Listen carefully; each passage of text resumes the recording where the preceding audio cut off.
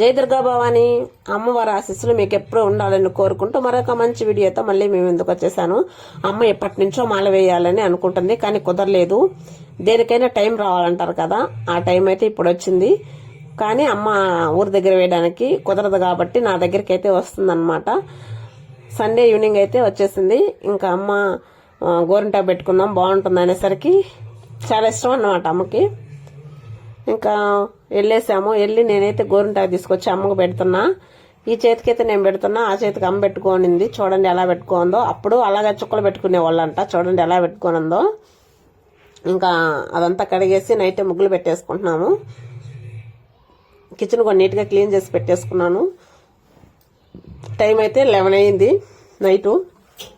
ఇంకా మార్నింగ్ హడావిడిగా ఉండకూడదు అనేసి కొన్ని పనులు అయితే చక్కచక్క చేసేసుకుంటున్నా.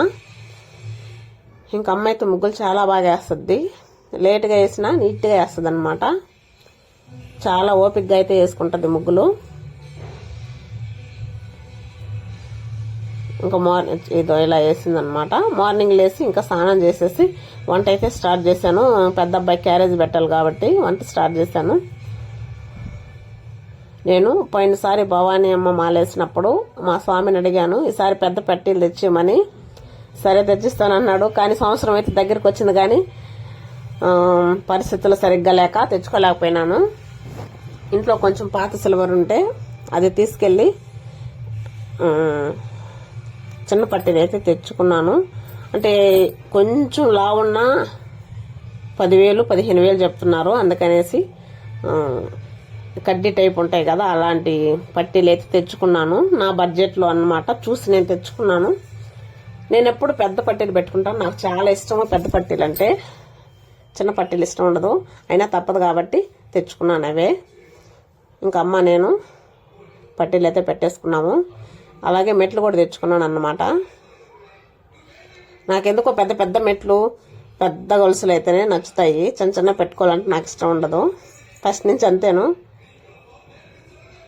ఇంకా అలా ర్యాపిడో బుక్ చేసుకొని అమ్మ నేను టెంపుల్కి అయితే బయలుదేరేసాము. అమ్మ మొహం చూడండి సంతోషంతో తెలిగిపోతుందో.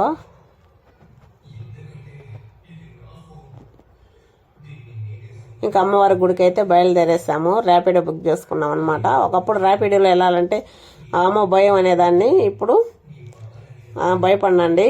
సేఫ్గా తీసుకెళ్ళి వదులుతారు, ప్రాబ్లం ఏముండదు. అన్నిటికీ భయపడ్డామనుకో ఏం చేయలేము. ధైర్యంగా ముందుకెళ్ళేది నేర్చుకోవాలి. ఇంకా అలా గుడికి వెళ్ళిపోయినాము. టోకన్ తీసుకొని అమ్మ దర్శనానికి వెళ్ళేసి నేను అమ్మ అయితే మాలేసేసుకున్నాము. ఫుల్ జనాభా, ఇసుకేస్తారు రాళ్ళు తట్టున్నారనమాట అమ్మవారి గుళ్ళో జనాభా. ఇంకా దీపం పెట్టేసుకొని టెంకాయ కొట్టుకొని అమ్మని దర్శనం చేసుకొని హడావిడిగా ఇంటికైతే బయలుదేరేసాము. ఎందుకంటే అమ్మని మళ్ళీ నేను బస్సు ఎక్కించాలి కాబట్టి టైం లేదు. ఇంకంతా ఇంత వండుకున్నాము. ఇంటికి వచ్చినాక అమ్మ భవానీ అమ్మ అయితే తినలేదు, కొంచెం బాక్సులు అయితే పెట్టించేసాను. ఇంకా మేము వెళ్తుంటే బుడ్డోడు వచ్చి 2 చేతులు జోడించి నమస్కారం చేస్తున్నాడు అనమాట. ఇంకా బాయ్ చెప్పేసి అమ్మ అయితే బయలుదేరేసింది. ఇంక మళ్ళీ ర్యాపిడో బుక్ చేసుకున్నాం ఆర్టీసీకి. అక్కడ బస్సు ఎక్కించాలి కాబట్టి అమ్మ ఒకటే వెళ్ళదు, నేను అమ్మ అయితే వెళ్తున్నాము. అమ్మని వదిలేసి మళ్ళీ నేను రిటర్న్ వచ్చేస్తాను.